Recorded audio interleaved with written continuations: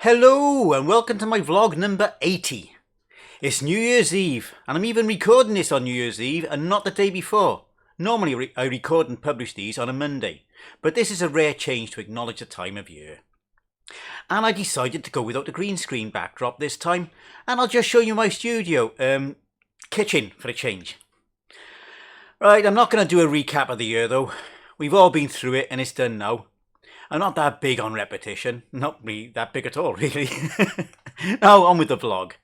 So, we have a Vax carpet cleaner. A grommet that seals the flow of water from the header tank to the valve controlling that flow keeps coming loose.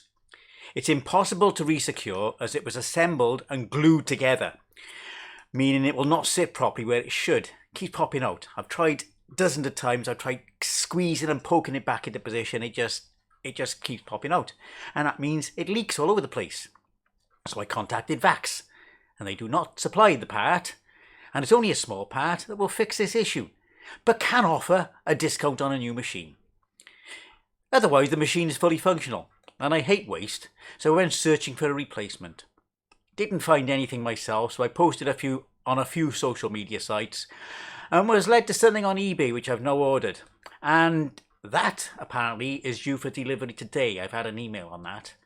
Anyway, let's see if it's the right part so I can once again stick two fingers up to a manufacturer with crap after warranty support. The last one being Garmin, of course.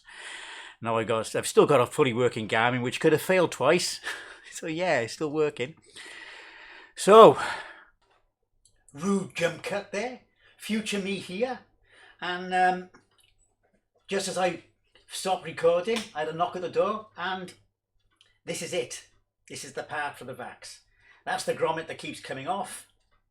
Nicely secured, as you see, glued around the sides. What it is popped in between them, sandwiched together and glued. And they don't supply these, but I got one off eBay, which is a lot cheaper than a new machine. It looks identical to the part I'm replacing. So, that's a good one. And that's something else I forgot. My t-shirt. So yeah, sorry for the interruption. Back to the vlog. The rest of this vlog, I'm going to say that again and I'm not going to cut it out. The rest of this vlog is going to be a bit geeky. I finally got round to replacing the control board for my home-built arcade controller. It was an Arduino running a Demon Byte software which was having debounce issues. It was you press the button, it'd be like pressing it 3 times. It's now a Raspberry Pi Pico running a firmware I found myself and modified. So yeah, it's partially my own code. It's somebody else's code, but I've actually changed it so I know exactly what I'm doing with it. It's running really well. Now, my Pi 5, which runs Batocera, Batocera is usually very fussy with controllers.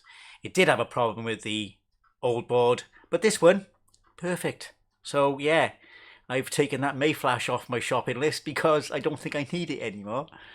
Oh dear. Oh, anyway, I've been considering getting daylight bulbs or a daylight therapy lamp for ages, but never got round to it. Imagine my pleasant surprise when I opened up one on Christmas Eve. And I found this. I won't turn it on. It needs to be plugged in. It's not battery powered because it's really bright. But I think I'll get some use out of that in the dark times until the days get more humane and we got more sunshine. So yeah. No, I'm not going to go on much about Christmas presents because I do recognise some people have problems at this time of the year. But one other I had was this. Now, I know and recognise that some people won't buy from the company who make this, and I have similar feelings. But I'm not one to boycott companies I have issues with, or I'd never get anything. Seriously, I have issues with just about every bloody company. One thing I will avoid is if a company gives me bad after sales, bad support, then I won't get from them again. That's a personal issue. But yeah.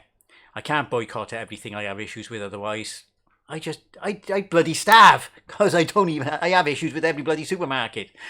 And the corner shop isn't a corner shop, that's a Morrison's. So yeah, anyway, the machine itself is actually really excellent. It does have issues, i.e. it's an unintuitive interface. You know, it's not enter or anything, it's QAOPMB.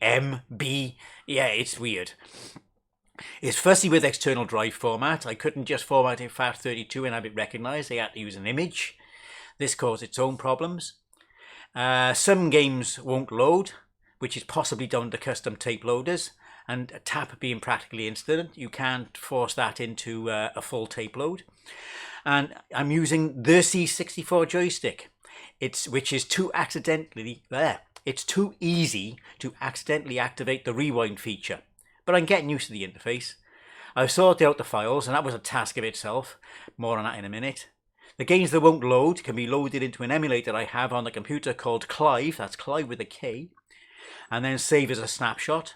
Copy those snapshots to the flash drive, and that works, and the joystick crap can be avoided with a bit of muscle memory. I've even done some coding on it, and the keyboard makes a world of difference for that, and it's the reason I requested it. You know, you've got good emulators all over the place for the Spectrum, but the keyboard is very difficult. This is really... this is very, very genuine. I wouldn't have got this if I already had a Spectrum keyboard, but as I don't, and to get one and make it usable would cost a lot more than this, so this is what I have, and I'm really not disappointed. I did a 3-hour stream on this on Thursday, and that went really well. More to follow for sure. As for the files on the card, created an image. I got a 16GB card, flash drive, but it's slightly smaller than 16GB, so the 16GB image they supply is a raw image, blank, nothing on it. Doesn't work, it won't fit, so I had to put the 8GB on. I've tried growing it, that don't work, it still sticks at the same, because I tried cheaply with a 4GB one for speed. And then I copied files. There's almost 20,000 files to copy across, and it takes about 3 hours. I had to do this 5 times, because it'll only recognise a certain number of files per directory, so a lot were missing. I've copied everything into 200 file folders now. But I've got it sorted now, and yeah, it's working. And 8GB is plenty. This is still only half full. And that's with just about everything ever done on the Spectrum, except for the new stuff, which, as I buy, I'll put on there. I won't pirate new stuff. Now, if it's for sale, I'll buy it. So, now, a small word on an Amiga discovery. I figured out how to make my Amiga 1200 behave very much like an Amiga 500, which is useful for some games. There's an Amiga 500 mode program included in Caffeine OS that downgrades the system, and I've tested it with an obscure game called Sniffberg, which is really awkward to get working. It fails on the Mister, it doesn't recognise the mouse properly. Even the Amiga 500 setup on the Mister, but it works on this, mostly.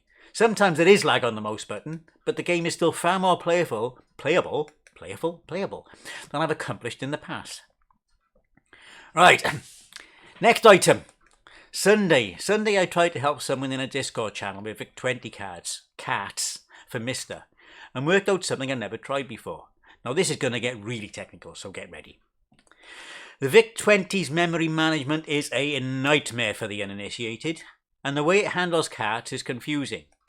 Cat images are usually 8K in size and can sit in a number of locations, memory locations, which isn't clear to the Mister or any other system without some knowledge. You can create CRT images with headers that hold load addresses, but they won't work for multipart cards. For some reason, when you load a CRT image, it clears all other cards. So the best way is to give the file names extensions that tell the Mister where to load the cards. This is CT and a single hex digit. So CT2 loads at hex 2000, 8192 decimal. CT4 at 4000, 16384. And up to CTA is A1000, A000, 40960. Now, that's where the auto-run cartridges lie. Some CRT images from the TOSEC collection work this way, but some don't. I had to find out why. I had the idea to check file sizes. The one that worked were 8192 bytes, and the ones that didn't were 8194 bytes. The first 2 bytes of those files are the load address, but the Mister doesn't recognise this. But if you cut off these 2 bytes, leaving the rest there as an 8192 byte file, then it all works, provided the extensions are named correctly, of course. Yes, that was a bit technical, but if it helps anyone else use this clunky but great old machine, then I'm happy for that. What I'm not happy about is my tablet. It was on charge before my Sid radio stream on Sunday, and when I stood up to leave my desk, I heard it fall on the ground along with my controller. The controller's fine, it's not really vulnerable to the odd knock, and the tablet screen is also fine, but the pull ripped out the charge socket from the board. The tablet still works, but there's no way to charge it anymore. I turned it off then. I used my phone for the stream, a second phone. I knew I'd need a good charge to transfer all settings etc. across to a new tablet, which I have now got up and running. It's nothing special and didn't cost a lot. It doesn't need to be high-end because I mostly use it as a Stream Deck clone, but I really wish I'd not been so bloody clumsy. I'll try to be more careful in future where I leave this one to charge. And where I put my bloody feet. I may even put one of those magnetic connectors on it for when I charge it. I got a few spare sockets, adapters. Just got to dig them out. Now, shout outs to those who commented on my video since the last vlog. Few more this time. These are Jambon Emmental, Colin Thompson, What Ho Snorkers, Nichols Wilson, YouTube, Maestro ZQ8GU, Max Brand T6, Lucas Rainford, Mark Blaster and Delboy 3K1. Thanks to all of you for showing an interest in this very low profile content creator. Now, the bad news of course, those damn conflicts are still going on. I fear for the future of Ukraine due to the upcoming change of US leadership, and I really hope it's not going to prove as bad as I suspect. Come on, you can prove me wrong, okay? And I'll be happy to be proven wrong. As for the Middle East, neither side can hold off killing each other despite all attempts at negotiating peace. I despair for both conflicts, but all I can do is speak out that I wish for some peaceful resolution. Yeah, don't we all? So that's it for this year. Let's hope 2025 brings something better. Always look on the bright side of life, as they sing. Happy New Year, and I'll see you all again on the other side. Ta-ra now.